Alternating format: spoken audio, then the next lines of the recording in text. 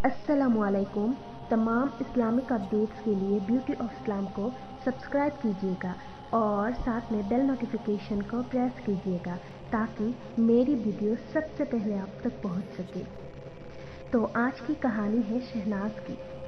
शहनाज नाम की एक लड़की थी।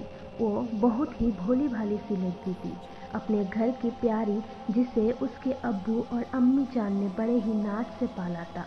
वो अपने घर की अकेली संतान थी। घर की फरमाइश उसके अब्बू और अम्मी जान पूरा किया करते थे।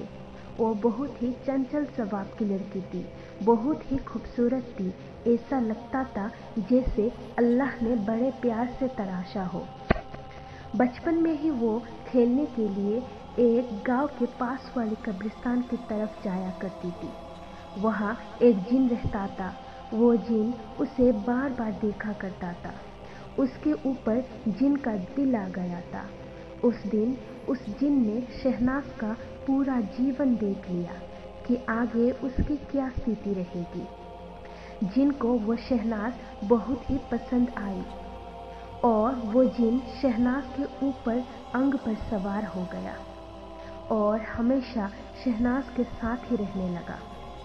एक दिन शहनाज एक बगीचे में खेलने के लिए गई। वहाँ इमली के लिए कई लड़कियों के साथ चली गई और इमली बिनकर सारी लड़कियां वापस आ गई और शहनाज उधर ही रह गई। वहां से जब शहनाज वापस आई तो एक लड़की ने उससे पूछा, शहनाज तू किधर रह गई थी? तो शहनाज ने कुछ नहीं बोला और शहनाज उस लड़की को जिसने पूछा था उसे घूर रही थी। उसके घूरने से सभी डर गए कि ये शहनाज को क्या हो गया। इतना सुंदर सा दिखने वाला चेहरा मानो शैतान का चेहरा हो गया था। कुछ ही देर के बाद शहनाज अपने आप बेहोश हो गई। उस पर पानी छिड़का गया और जब वो होश में आई तो उसे हकीम के पास लेकर गए। हकीम ने कुछ दवा दी। हकीम की दवा का कोई असर न हो पाया शहनाज पर और शहनाज फिर से बेहोश होने लगी। तो शहनाज को लेकर उसके अब्बू एक मुर्शिद के पास गए। उन्होंने मुर्शिद को सारा हाल सुनाया और मुर्शिद ने देखा कि शहनाज के कोमल अंग पर एक जिन बैठा है। मुर्शिद ने अल्लाह से दुआ की और एक तावीज़ दिया शहनाज के लिए। शहनाज को तो थोड़ा आराम हुआ पर बार बार तबीयत खराब होने लगी।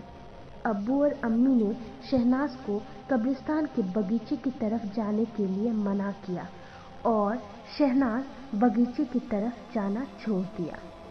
पर वो जिन अभी भी शहनाज के ऊपर था। वो जिन शहनाज की खूबसूरती पर दिलो जान से विदा था। वो उसे छोड़ना नहीं चाहता था। काफी समय बीत गया। शहनाज की उम्र निकाह की हो गई। अब्बू ने शहनाज के लिए काफी मुशक्कतों के बाद एक अच्छा सा रिश्ता देखा और निकाह का फैसला किया। निकाह के समय शहनाज से पूछा गया, निकाह कबूल है? तो शहनाज ने निकाह कबूल किया और उसके शौहर से जब पूछा गया निकाह कबूल है तो उस समय जिससे निकाह हो रहा था जिन उसके ऊपर सवार हो गया और बोला कबूल है। अब किसी को क्या मालूम कि निकाह किससे हुआ। शहनाज अपने शौहर के घर गई।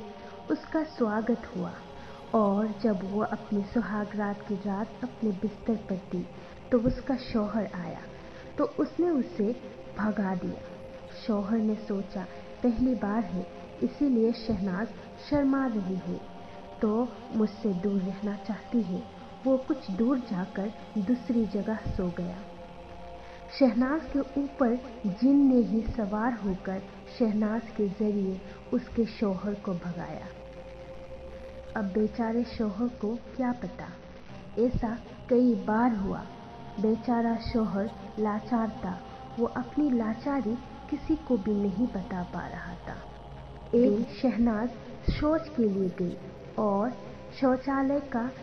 शौचालय में काफी देर हो गई। घर वालों को कुछ समझ नहीं आया तो उन्होंने शौचालय का दरवाजा तोड़ा तो शहनाज अंदर बेहोश मिली। उसने शौच भी नहीं किया था।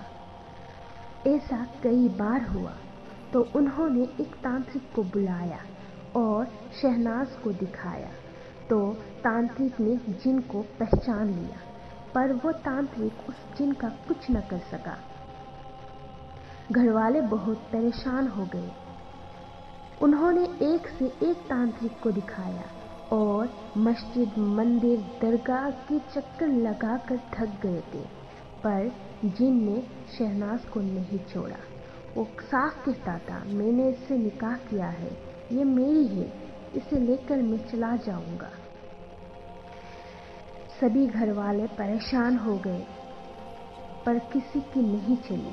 एक दिन अचानक जिन ने अपना काम कर ही दिया और शहनाज को अपने घरवालों को छोड़कर दूसरी दुनिया में लेकर चला गया। घरवालों के लिए शहनाज एक सपना बनकर रह गई।